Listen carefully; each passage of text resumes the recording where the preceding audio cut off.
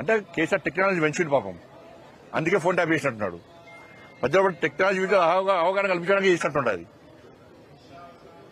ఇంత దారుణం జరిగితే మళ్ళీ దొంగలనే పిలిచి మీ ఫోన్ ట్యాప్ చేసిర్రు తెలుసా, ఈయన చేసిండు, ఆయన చేసిందే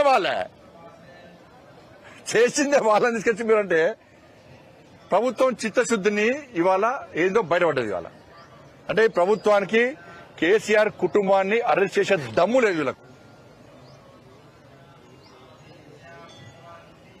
ఈ టైంపాస్ విచారణను ప్రజలు హర్షించారు. సిట్ అధికారులకు స్వేచ్ఛనివ్వండి, వాళ్ళ మీద మీ ఆజమాయిషి చెలాయించకండి, మీ జులుం ప్రదర్శించకండి.